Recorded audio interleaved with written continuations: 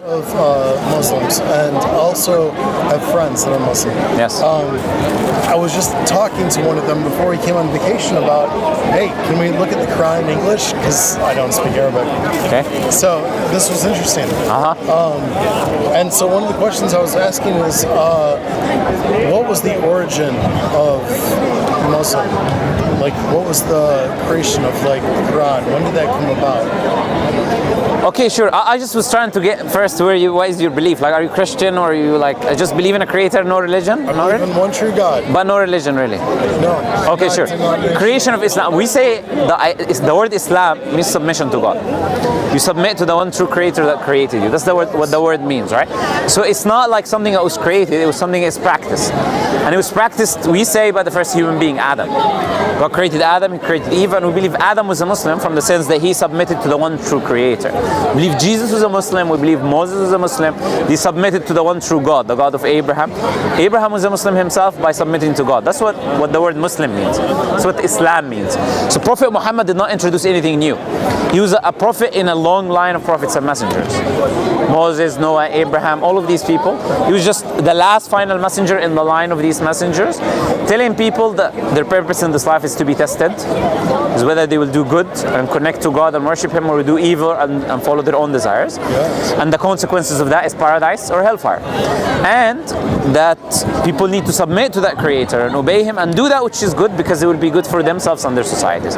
And these prophets and messengers bring revelation. Prophet Muhammad brought the Quran, previous prophets brought different revelations, and he brought the last final revelation, which is the Quran, that tells you the most relevant and important moral practices of life and aspects, the things that you need to do, the things that you need to avoid, etc. So that is the simple kind of message. Can you tell me what's the difference then between, many Jews believe about Abraham. Yes. And Islam believes in Abraham. Sure. Why is there a divide? Well, it's not about Abraham really, because anyways, Abraham could not have been a Jew, because Moses was not there was no Torah, there was no Judah, there was no Jacob, there was no... So Abraham could not have been possibly a Jew historically, nor did Isaac. But the Jews, they more depend on race. So they believe that the chosen people of God based on their race, based on the being of the 12 tribes of Israel, Jacob meaning. So they have a race view to the world. Muslims don't have that. Muslims say that we believe in all the prophets of God. Your race does not define anything about your superiority. Superiority is the good that you do. The better you are, the better that you're elevated in the eyes of God. If you do evil, you're not good. If you do good, then you're elevated in the eyes of the Creator. Your race is irrelevant. You could be black, white, brown, doesn't matter. That is not going to change, it's not going to make you better than someone else just because of your skin color that you didn't choose. This is the teaching of Islam. Prophet Muhammad said, there's no superiority of a black over a white, of a white over a black. There is no superiority based on your skin color. We're all from Adam. So we're all from the same being, the same human being, right? So if we're all from the same human being, there's no superiority based on how you look. Now the Jewish people have a different view. Oh, if you come from the 12 tribes, then you're superior from the chosen people of God. Everyone else is goy, so they are lesser people that are created to be subservient to the people of Israel. So that is their view of the world, which we completely disagree with, and we say it's completely ridiculous. Everyone's equal. Yeah. Everyone is equal, yes, in accountability under the eyes of God, and as human beings in human value, yes, they are. Absolutely. Okay. Pardon. That's fine.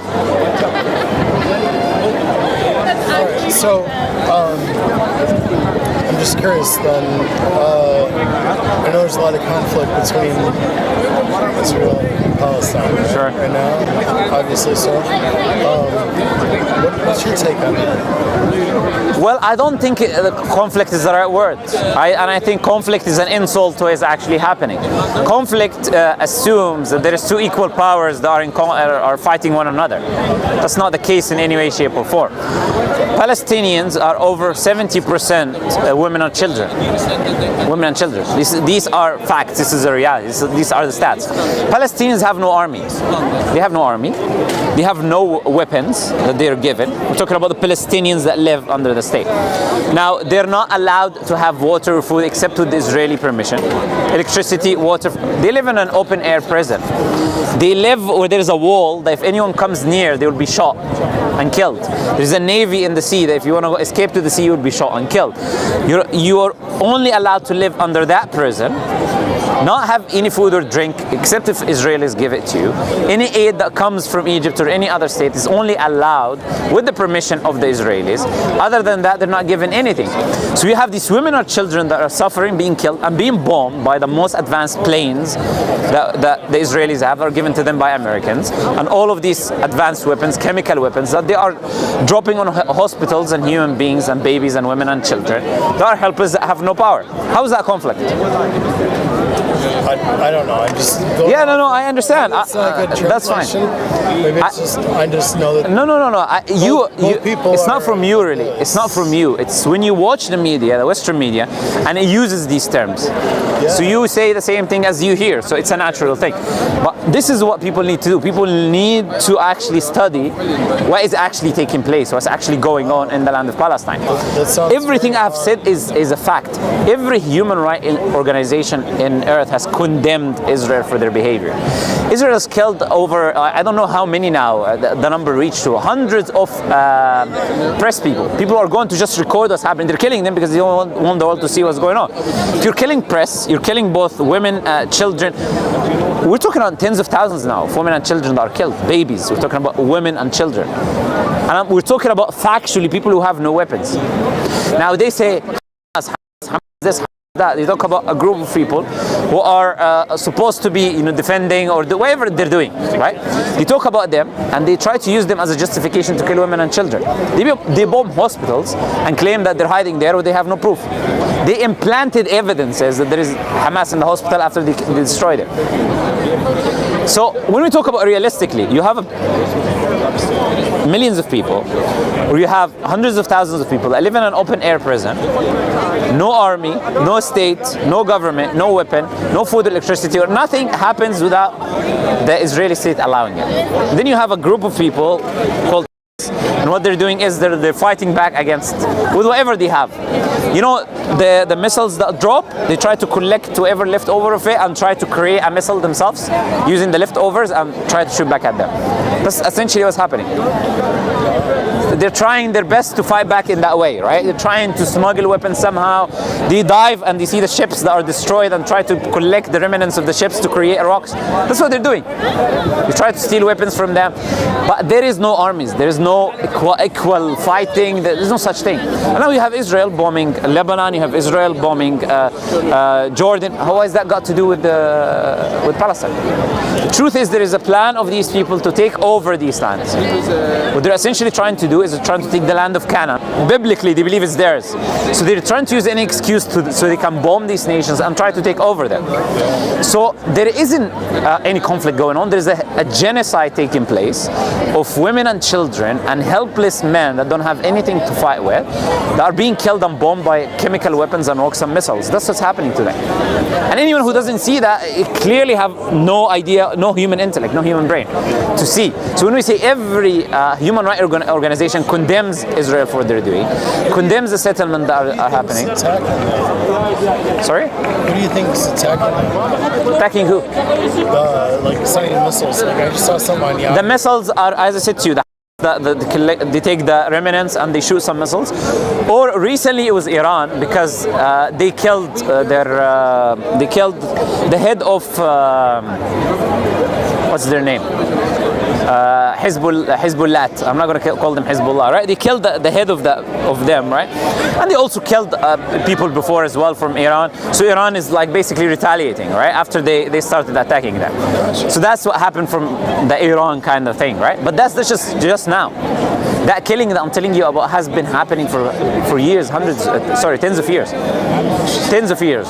Since 1948, when the British government actually gave that land to the Israelis, since then there's massacres happening and taking place. There's something you can research called the Nakba, where you have hundreds of thousands of people displaced and tens of thousands of people killed. And that is over 70 years ago. It's been happening to the Palestinians. What's happening today is just a continuation. Now just there's some media now, so some people have been hearing about it. But this massacre has been taking place for tens of years now. And the world is watching, and not only watching, they're helping. You have the British and the Americans, they're helping the genocide. They look at the genocide and they support the genocide. America gives more money, billions of dollars to Israel. Same thing with the British. Whenever there is a vote against Israel that they're doing genocide, the British say, oh no, we are not going to agree. This is not the case. There's no genocide going on. So it is who's enabling them in reality are the British and the European nations and the American nation to continue in this massacre and genocide that's taking place. But anyone who labels it anything other than genocide is clearly pretending. Because you can never say that something is a conflict when one has no army, no weapons, nothing, and the rest of the people have the most advanced weapons and armies, biggest budgets you can have because of the Americans supporting them. Well, I appreciate your time. No problem. Thank you. No problem. I would recommend you read the Quran and investigate. Think about, like, because when you say you believe in a creator, we say it's not just believing in God. God sends prophets and messengers. Prophet Muhammad was a prophet and messenger of God. It was sent to you and me and everyone else. So his message is to you. And there's consequences of living a life of not obeying God, right?